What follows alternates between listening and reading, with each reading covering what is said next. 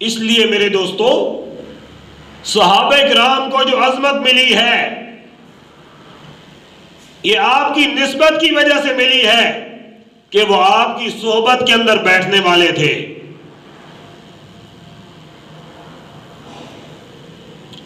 حضرت عبداللہ بن مسعود رضی اللہ تعالیٰ عنہ فرماتے ہیں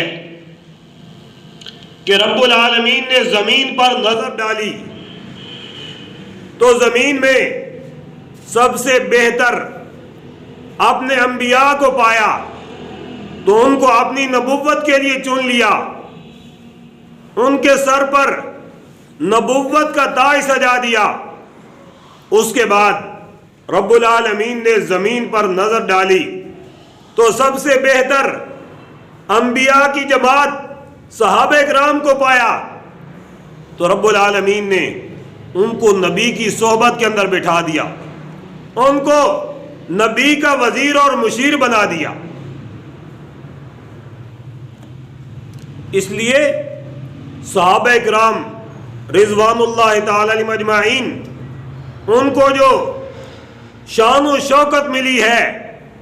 ان کو جو عظمتیں ملی ہیں، وہ اعمال کی وجہ سے نہیں ملی، وہ نسبت رسول کی وجہ سے ملی ہے، کیونکہ ان کو نسبت مصطفیٰ مل گئی ہے۔ اسی وجہ سے میں کہا کرتا ہوں کہ صحابہ اکرام رضوان اللہ تعالی علیہم اجمعین کے اعمال سے بحث نہیں ہو سکتی کہ صحابہ اکرام نے نمازیں کتنی ادا کی تھیں، صحابہ اکرام نے مال کتنا دیا تھا، صحابہ اکرام نے تہجد کتنی ادا کی تھی، صحابہ اکرام نے زکوٰۃ کتنی دی تھی، بلکہ ہم نے یہ دیکھنا ہے کہ صحابہ کی نسبت کس سے ہے، صحابہ کا تعلق کس سے ہے، ہم نے یہ دیکھنا ہے۔ میرے دوستو، یہ قرآن مقدس ہے جو لا ریب کتاب ہے، اپنے نبی پر اترنے والی کتاب ہے، اور نبی اکرم صلی اللہ علیہ وسلم کا عظیم الشان معجزہ ہے۔ یہ قرآن ہمارے اوپر 3 واسطوں سے پہنچا ہے، 3 واسطے ہیں درمیان میں، اس کے بعد یہ ہمیں قرآن مقدس ملا۔ پہلا واسطہ حضرت جبریل امین، رب العالمین فرماتے ہیں نزل بہ الروح الامین انہ لقول رسول کریم۔ رب العالمین نے حضرت جبریل امین کی عظمت بھی بیان کر دی، کیونکہ وہ قرآن کو لانے والے ہیں۔ دوسرا واسطہ محمد مصطفیٰ احمد مجتبیٰ صلی اللہ علیہ وسلم، جن کے اوپر رب العالمین نے یہ قرآن نازل کیا، جن کے بارے میں رب العالمین فرماتے ہیں ما انت بنعمت ربک بمجنون یا ایھا المدثر یا ایھا المزمل۔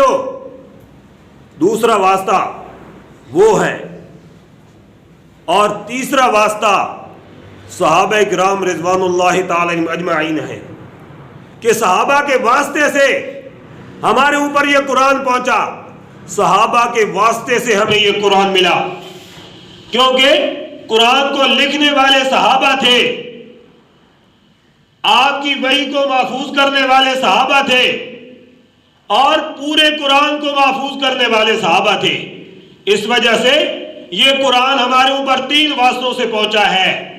اگر میرے دوستو ایک واسطہ بھی مشکوک ہو جائے، ایک واسطہ کمزور ہو جائے، تو رب العالمین کی لارے کتاب مشکوک ہو جائے گی۔ اس وجہ سے رب العالمین نے واسطے بھی وہ درمیان میں دیے، ان ہستیوں کا انتخاب کیا کہ جن پر شک و شبہ کی گنجائش بھی نہیں ہو سکتی،